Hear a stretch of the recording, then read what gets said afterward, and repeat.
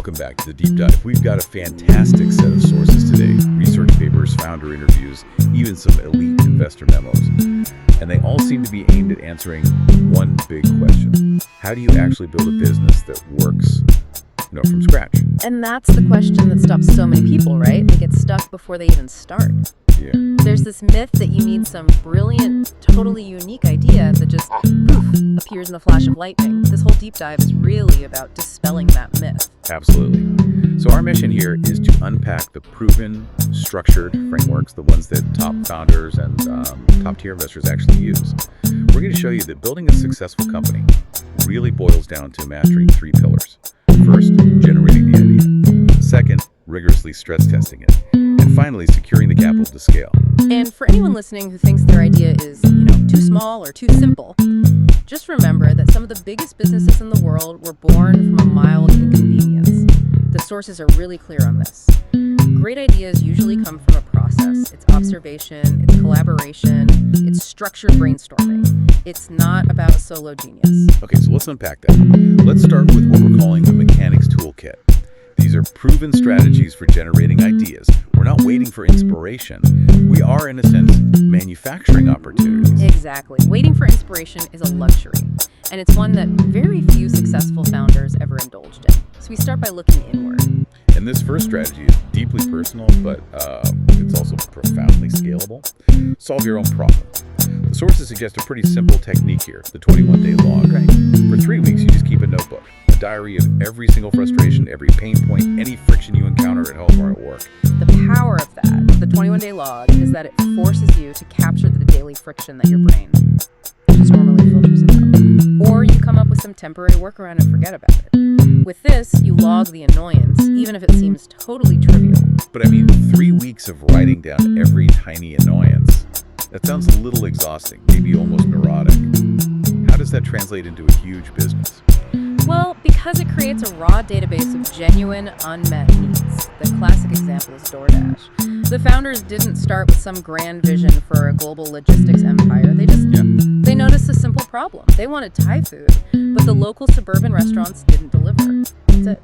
So the log would have just captured that one friction point, and that personal annoyance becomes a commercial problem just waiting for a solution. Exactly, an app to facilitate that very specific delivery need. Okay, so moving from necessity to something bigger. The next framework forces us to think bigger. It's called the 10x rule. This isn't about making an existing business, say, 5 or 10% better. It's about making it dramatically better, 10 times better, faster, cheaper. And there's a specific reason for that number, for 10x. It's rooted in behavioral economics. Customers are just naturally resistant to change. The cost of switching, the time it takes, the perceived risk, it's all pretty high. So a small improvement isn't enough to get someone to switch. Right, a 5% improvement isn't enough to overcome that inertia, but a 10x improvement, that makes the decision to switch almost mandatory. It's a no-brainer. That completely reframes it. It's not a numerical target, it's a psychological hurdle you have to clear. Think about Amazon's beginning. As an online bookshop, its 10x value was accessibility. They offered a vastly greater range of books than any physical store could ever hold. Why would you waste hours going from store to store when a simple search brings everything to you? That was easily 10 times the selection and convenience. So, if solving your own problems or 10xing an existing one doesn't spark an idea, there's a third strategy. Think globally, act locally.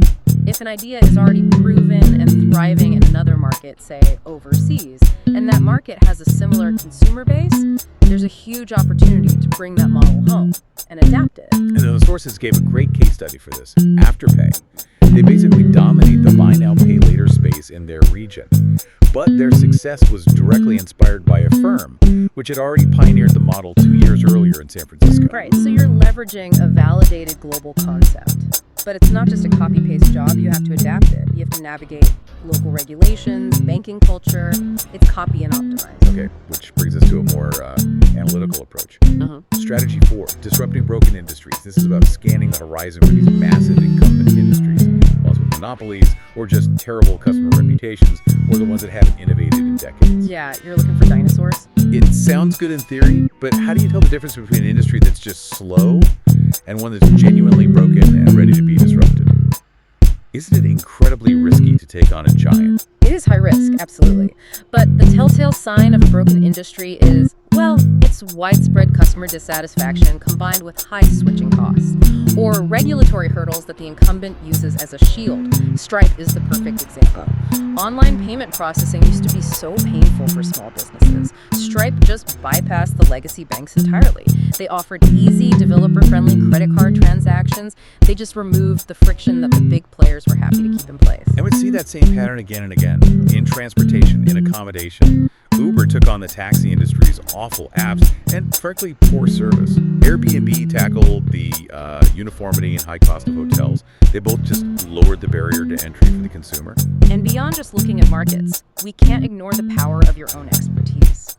Strategy 5 is all about leveraging your background, your strengths. Passion is good, but applied expertise is better. The founder of Poshroom, for instance, used her veterinary background. She saw pet owners struggling to find genuinely high-quality products. That specific knowledge gave her immediate credibility and a market advantage. So if those first 5 strategies seem a little too daunting, strategy 6 is a good reminder that, iteration can be innovation. You don't always have to invent a whole new category. Sometimes just replacing one core component is enough. Yes, absolutely. And the Tesla car is a perfect illustration. It looks like a car, it feels like a car, it drives like a car.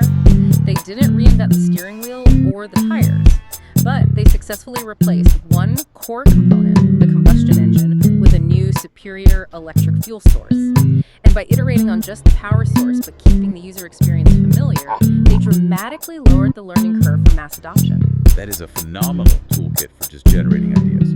But let's shift gears, because having an idea is just step 1. Part 2 is all about stress testing the concept.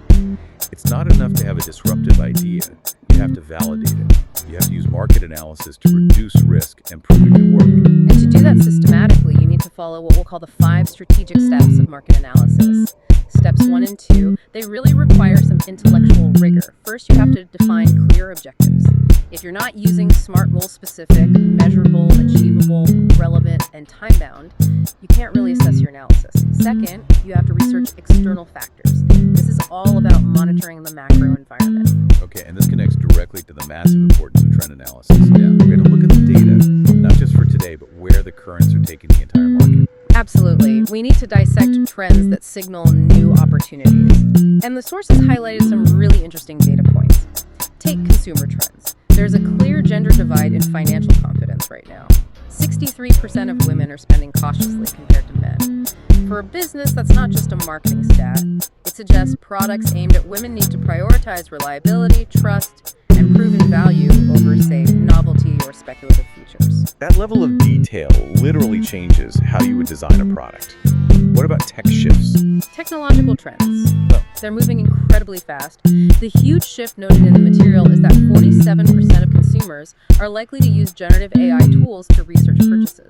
This means your old SEO and ad spending strategies. They're just not enough anymore. Brands now have to ensure they're visible and credible inside these AI-driven conversations. The gatekeepers are changing. And what about those slow-moving but inevitable forces like demographics? Look at demographic trends. The U.S. population is aging and fast. 1 in 5 people are expected to be over 65 soon. This is a massive underserved opportunity. And it's not just about creating medical devices, it's about designing accessible, desirable products. Brands like Apple and Dyson have nailed this. They focus on intuitive design that appeals across all age groups, so they're not just making products labeled for the elderly. So to structure all of that external data, we can lean on some classic analytical frameworks. Let's talk about the strategic trifecta, PEST and SWOT. I see PEST as that crucial first step. You have to check the macro environment before you commit any real resources. Precisely. PEST analysis, that's political, economic, social, and technological. It's essential for understanding if the wind is at your back or in your face. We mentioned Tesla earlier. Their success wasn't just technical, it was accelerated by favorable government regulations and tax credits, which is the P, rising environmental consciousness, S, and advancements in battery tech, the T. Those forces didn't just help them, they enabled their market entry. And once we have a handle on the macro environment, we can zoom in with SWOT analysis to deconstruct our competitors. This is where you're actively hunting for opportunity by looking at other companies' weaknesses. It's pure competitive intelligence. And a very practical tip from the material was to look up the most popular, highly downloaded apps in your space that have poor star ratings. Oh, okay. Then read the one-star comments. Look for the common threads. Those threads are the market-specific, articulated pain points. Those are the gaps your business should be rushing to fill. And finally, you can't ignore the direct signals from the customers themselves. You mentioned something about finding customer workarounds. Yes.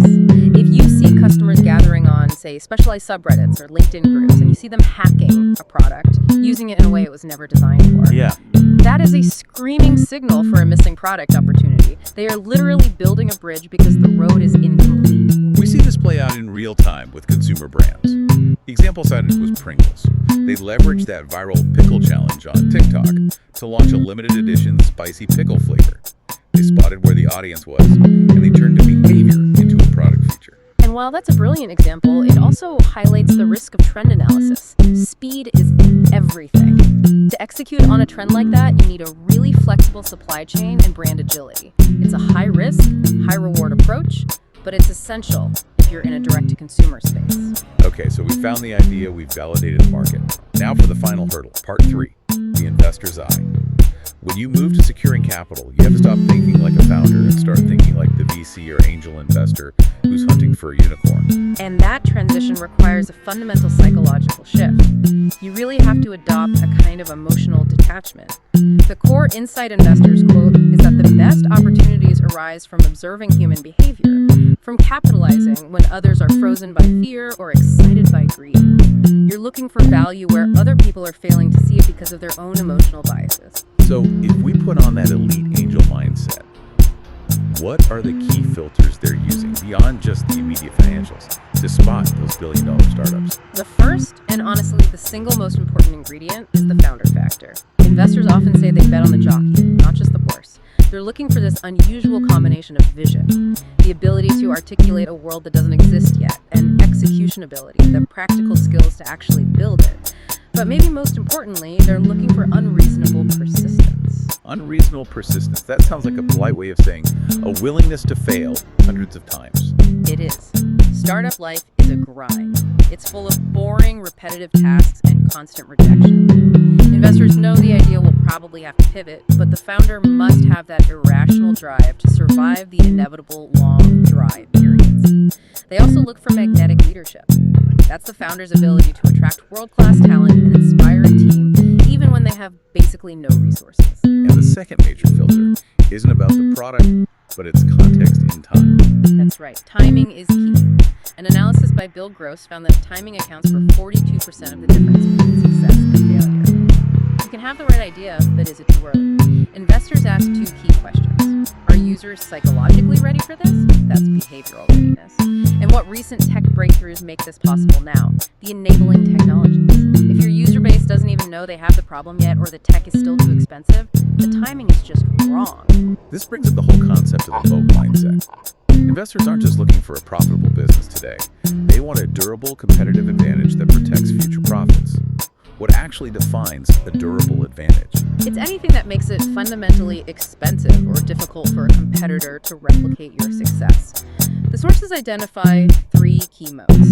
First is brand power, often built around an ecosystem like Apple. Customers pay a premium not just for the device, but for the simplicity of that whole ecosystem. It allows them to price out competitors. And the second one protects businesses that are essential, but maybe not so glamorous. That would be switching costs.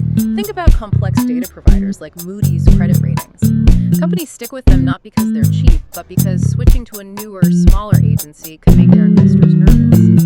The potential negative consequence is the moat. The cost of leaving is just too high. And the final one is the rocket fuel for most of today's tech unicorns. That's the network effect. American Express is a classic pre-internet example. The more cardholders they have, the more businesses want to accept the card. The more businesses accept the card, the more desirable it is for new users. It creates this self-reinforcing, ever-widening loop that becomes virtually impossible for a newcomer to penetrate. So bringing all this investor thinking back to the actual pitch deck, what does the entrepreneur have to deliver? The pitch has to show a clear value proposition, market demand, and critically strong traction and market validation. Investors need tangible proof of demand, not just promises. That means showing consistent growth metrics, user engagement data, and customer testimonials that prove people are using and loving the product at scale. And they've got to have their financials buttoned up. Let's just touch on the two financial concepts investors really look for, ROE and FCF. Right, they prioritize financial discipline, specifically a high return on equity, ROE, without taking on a ton of debt. ROE just measures how efficiently a company uses shareholder money to generate profits. And the classic example of a high ROE business is really key to understanding low-risk growth. Precisely. Look at Visa. Their ROE is often above 30%. Why? Because they facilitate transactions without ever taking on the risk of lending money themselves. It's a capital-light model. They don't need huge factories or inventory. That's why investors see them as fundamentally lower risk and highly profitable compared to, say, an asset-heavy business. They also prioritize strong free cash flow. FCF, that's the cash left over after a business reinvests in itself. FCF is the engine that funds future innovation and returns to shareholders. That distinction, asset-light versus asset-heavy, is so key. Okay, to end with a really provocative funding strategy, if you want to make your business attractive, don't chase the money. The sources suggest a contrarian approach. Make the investment opportunity exclusive. Float the idea of an invitation-only round to a few highly desirable angel investors. This completely reverses the psychology. Instead of you pitching for their money, they're now compelled to pitch their value add to you to get a slice of the deal. It flips the script and gives you incredible leverage. So we've really covered the entire life cycle blueprint here, from that first spark of an idea all the way to a funded reality. And the core lesson is that success is rarely linear. It comes from combining genuine, passion-solving real problems with systematic analysis, using tools like SWOT and trend data, and then adding intellectual rigor, understanding what investors are looking for around timing and those competitive moats. You now have the full playbook, armed with the strategies of top founders and elite angels. And here's the provocative thought we want to leave you with. The key to spotting the next big thing isn't about following the trend everyone is already talking about. It's about identifying secrets, an important truth about the market that is both correct and widely dismissed or misunderstood by conventional wisdom. That means the real work begins when you stop looking at what everyone else is building. So we challenge you. Identify one unchallenged assumption in your current industry, something everyone just takes for granted. Then ask yourself, if that assumption were false, what world-changing business would suddenly be possible? That might just